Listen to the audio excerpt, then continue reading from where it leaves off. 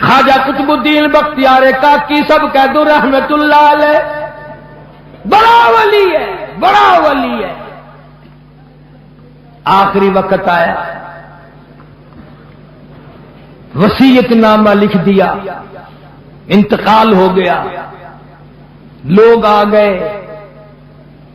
اتنا اچھا زمانہ تھا، مولانا مناظر احسن گیلانی رحمت اللہ علیہ نے لکھا ہے کہ خواجہ قطب الدین کا جنازہ پڑھنے کے لیے جو مجمع آیا ہوا تھا اس میں کم سے کم 15,000 محدث تھے، 50,000 قاری تھے، 80,000 ناظر قرآن پڑھنے والے تھے۔ ریل، موٹر، کار، ہوائی جہاز کچھ نہیں تھا، اتنی دنیا جنازہ پڑھنے آئی تھی۔ جب وصیت نامہ کھولا گیا، توجہ کرنا، بس یہ بات لکھ کر اگر آج آپ لے گئے تو انشاءاللہ میرا واز کامیاب ہو جائے گا، جلسہ کامیاب ہو جائے گا۔ وصیت نامہ کھولا، اس میں لکھا ہوا تھا میری نماز جنازہ وہ آدمی پڑھائے، میری نماز جنازہ وہ آدمی پڑھائے جس میں 3 شرطیں پائی جائیں، میری نماز جنازہ وہ آدمی پڑھائے جس میں 3 شرطیں پائی جائیں۔ پہلی شرط یہ ہے ساری زندگی میں، ساری جوانی میں آج تک ایک دل بھی اس کی جماعت کی نماز تو کیا تکبیر اولا بھی فوت نہ ہوئی ہو۔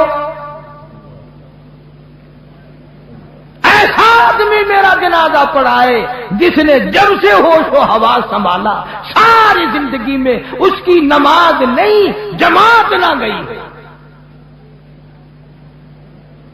پہلی شرط تو یہ، اور دوسری شرط یہ ہے میری نماز جنازہ وہ آدمی پڑھائے جس کی ساری زندگی میں کبھی تہجد کی نماز قضا نہ ہوئی ہو۔ تیسری شرط یہ ہے میری نماز جنازہ وہ آدمی پڑھائے جس کی ساری عمر میں، ساری زندگی میں، بیماری میں، سفر میں، تندرستی میں، کاروبار میں، کسی حال میں بھی اس کی نگاہ غیر عورت پہ کبھی نہ پڑی ہو، غیر محرم عورت پہ اس کی کبھی نہ نظر پڑی۔ اب یہ تینوں شرطیں بڑی سخت، وصیت نامہ پڑھ کر سنا دیا گیا، کوئی آگے آنے کو تیار نہ ہوا، نہ محدثین میں سے، نہ مفتیوں میں سے، نہ قاریوں میں سے، نہ عالموں میں سے، نہ حافظوں میں سے، کوئی آگے آنے کو تیار نہیں۔ کیوں؟ سب کو یاد تھا بھی جماعت بھی کبھی نہ کبھی نکل جاتی ہے، تہجد بھی رہ جاتی ہے، اور دوستو سچائی کا زمانہ تھا اس لیے کوئی آگے نہ آیا۔ اگر آج کوئی یہ وصیت نامہ لکھ کر رکھے گا انشاءاللہ بغیر جنازے کے تشریف لے جانا پڑے گا۔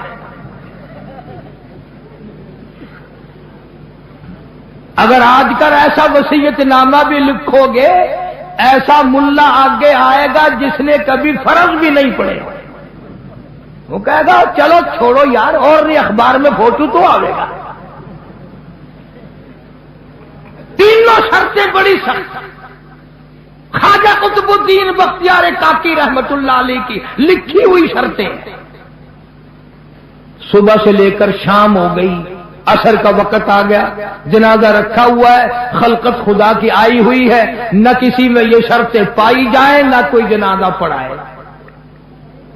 عصر کی نماز کا وقت جب قریب آیا، ایک آدمی صف میں سے نکل کر آگے آیا، جنازے کے قریب آیا اور منہ سے کپڑا اٹھا کے کہنے لگا او خواجہ تجھے کیا ملا، تجھے کیا فائدہ پہنچا، تجھے کیا چیز حاصل ہوئی، جاتے جاتے میرا پردہ کیوں کھول گیا۔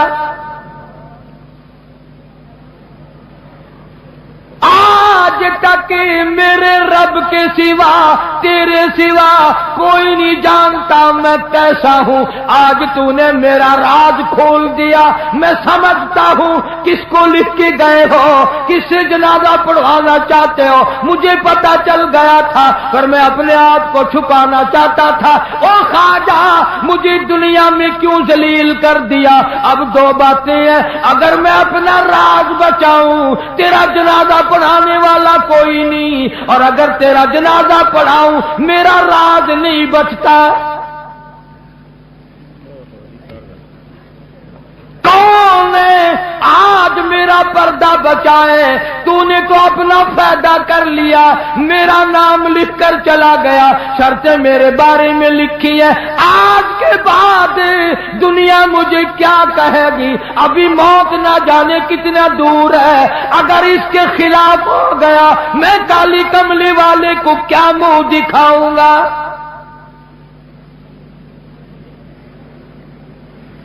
صفے بنوائی, جنازہ پڑھا دیا.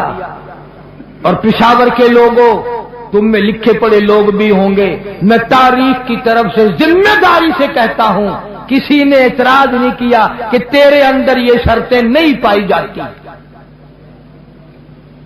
اب جس نے جنازہ پڑھایا تم یہ سوچ رہے ہوگے کہ پتہ نہیں کس خانقاہ کا ولی ہوگا, کون مفتی ہوگا, کتنا بڑا پیر ہوگا, کتنا بڑا بزرگ ہوگا, خدا جانے پہاڑوں میں رہتا ہوگا. نہیں, اسی وقت میں جب یہ خواجہ کا انتقال ہوا ہے, فوت ہوئے ہیں, اسی وقت کا حکمراں دلی کے تخت پہ بادشاہ کرنے والا خواجہ شمس الدین التمش تھا.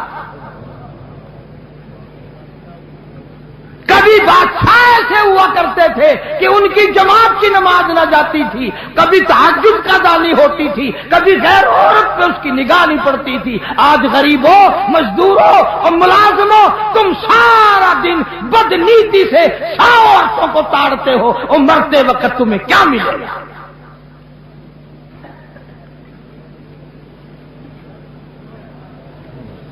اور یہ لازمی بات ہے, جب بادشاہ متقی ہو, جب بادشاہ اتنا بڑا ولی اللہ ہو, جب بادشاہ اتنا بڑا دین حق کا پابند ہو, تو رعایا کا کیا حال ہوگا؟